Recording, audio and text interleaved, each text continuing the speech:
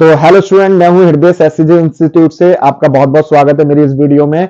और जैसे कि आप लोगों ने थंबनेल देख ही लिया होगा कि 15 डेज स्ट्रेटजी। इस वीडियो को लंबा नहीं करेंगे, लेकिन वीडियो आपको लास्ट तक देखनी है। ध्यान से देखना कि हम इस वीडियो में क्या बताना चाहते हैं, ठीक है।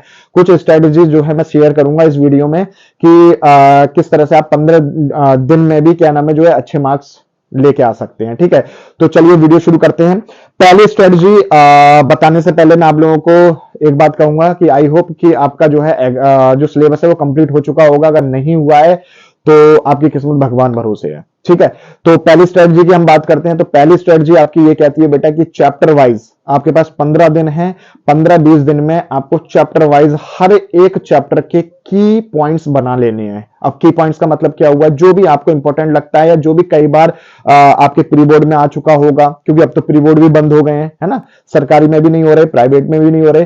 तो प्री बोर्ड में भी अगर आपके जो है की पॉइंट्स चैप्टर वाइज आपको मिल रहे हैं तो आप एक कॉपी पेन लो और उनको एक तरफ उतार दो, ठीक है। पहली स्ट्रेटजी ये रहेगी, सब चैप्टर वाइज आपके की पॉइंट्स होने चाहिए, ठीक है। सेकेंडली अगर बात करी जा रही है बेटा, तो क्या होगा कि कुछ इंपॉर्टेंट टॉपिक्स होंगे जो आपने की पॉइंट्स लिए हैं अपनी कॉपी में, जो लिखे हुए हैं की पॉइंट्स, उन पर बेस्ड क्वेश्चन करने शुरू कर दो। क्योंकि अगर आप ये क्वेश्चन कर रहे होगे तो वो जो टॉपिक होगा की पॉइंट में, जो टॉपिक लिखा होगा वो इतना क्रिस्टल क्लियर हो जाएगा कि आप सोच भी नहीं सकते, ठीक है। तो इस चीज पर ज्यादा फोकस रखो कि कोई जो की पॉइंट्स लिखे हैं आप लोगों ने, उन पर क्वेश्चन करना बहुत ज्यादा जरूरी है। थर्ड बात मैं आपको बताना चाहूंगा कि आप लोगों ने जो चैप्टर्स के की पॉइंट्स बनाए थे, ठीक है, ट्यूशन में या इंस्टीट्यूट में या जहां पे भी आप पढ़ते हो, वहां पर चैप्टर वाइज टेस्ट लेना शुरू करवाइए, ठीक है। क्योंकि इन 15 दिनों में क्या होगा बेटा, जो भी आपके चैप्टर वाइज नोट्स या की पॉइंट्स थे उन पर अगर आपको टेस्ट मिल जाए तो वो वेल एंड गुड होगा। क्यों होगा वेल एंड गुड बेटा? क्योंकि आपको पता चल जाएगा कि आपने उन की पॉइंट्स पर कितनी मेहनत करी है और उसका रिजल्ट भी आपको मिल जाएगा। टेस्ट देना बहुत जरूरी है। अगली बात करते हैं बेटा सैंपल पेपर। तो सीबीएसई ने दुनिया भर की वेबसाइट जो है, उन्होंने जो है इतने सारे सैंपल पेपर निकाल रखे हैं। आप उन सैंपल पेपर पर क्या करो, फोकस करो। 3-3 घंटे की टाइमिंग सेट करो, 2.5 घंटे की टाइमिंग सेट करो कि भाई मुझे सेक्शन ए अच्छे से आता है, सेक्शन बी अच्छे से आता है या सेक्शन सी अच्छे से आता है। इन पर फोकस करो। और जो बच्चे सिर्फ पास होना चाहते हैं तो भैया एमसीक्यू अच्छे से कर लो, सेक्शन बी जो मतलब थ्योरेटिकल पार्ट होता है उनको अच्छे से कर लो, सेक्शन सी अच्छे से कर लो, ठीक है। और जो न्यूमेरिकल पोर्शन है, मैं तो ये कहूंगा, जैसे अगर मैं साइंस की बात करूं, साइंस स्ट्रीम की बात करूं, फिजिक्स और केमिस्ट्री की, तो भैया न्यूमेरिकल पोर्शन बनता है।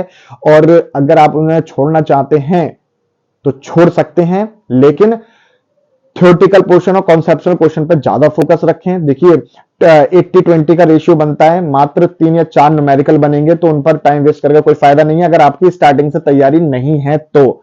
अगर से पास होना चाहते हैं तो पास होने का तो यही है कि कॉन्सेप्शनल क्वेश्चन पर ध्यान दें और जो है आपका थ्योरेटिकल पोर्शन है उस पर ज्यादा ध्यान दें। अगर न्यूमेरिकल पोर्शन नहीं हो रहा है तो उसे रहने दें, बाकी आगे चीजों पे फोकस करें, ठीक है। अब वक्त क्या है मैं आपको बता देता हूं। वक्त जो है लास्ट में सिर्फ और सिर्फ रिवीजन करने का रह जाएगा, ठीक है। जैसे मान लो 27 तारीख को आपका केमिस्ट्री का एग्जाम है क्लास 12th, या फिर क्या नाम है जो है साइंस का एग्जाम है आपका क्लास 10th के लिए, ठीक है। तो यहां पर आप क्या करोगे बेटा, जो लास्ट के डेज रह जाएंगे 2-3 दिन पहले, उसमें सिर्फ और सिर्फ आपको रिवीजन करना है पूरे साल, या जो आपने जनवरी फरवरी में रिवाइज किया है वही रिवीजन करना है। अगर कोई नया टॉपिक मिल रहा है तो वो आज ही क्लियर कर लो, ठीक है। लास्ट में जब रिवीजन का टाइम होगा तब आप नया टॉपिक नहीं उठाओगे, क्योंकि कंफ्यूजन बढ़ता है, उससे फिर मेंटली स्ट्रेस भी बढ़ जाता है कि अरे ये चीज कैसे नहीं आ गई, मुझे तो ये चीज आती ही नहीं है, ठीक है। तो इस चीज पर ज्यादा फोकस करो, ठीक है। अगली नेक्स्ट चीज है आपकी भैया 6 से 8 घंटे अब तो पढ़ लो, क्योंकि पूरी साल निकल चुकी है, तो 6 से 8 घंटे तो आपको पढ़ना ही पड़ेगा। क्यों? क्योंकि चैप्टर वाइज अगर मैं बात करूं तो 6 से 8 घंटे में भी आपका जो है सिलेबस दोबारा से कंप्लीट नहीं हो पाएगा 15 दिन में। तो आपको 6 से 8 घंटे तो निकालने ही पड़ेंगे। नींद कम कर दो, सुबह पढ़ना शुरू कर दो, दोपहर में पढ़ना शुरू कर दो। जो दोपहर में बच्चे सोते हैं वो सोना बंद कर दो, ठीक है। लास्ट में भैया यही कहूंगा कि all the very best exam के लिए, लेकिन पढ़ना पड़ेगा। जो कुछ की पॉइंट्स बताए हैं हर टीचर बताता है आपको, हर इंस्टीट्यूट में बताता है, पर करना आपको ही है। जो चीज दुनिया बता रही है वही चीज मैं आपको बता रहा हूं, क्योंकि यही जेन्युइन है और इसी तरह से ही काम करना है। तो all the very best for your exam. Thank you so much.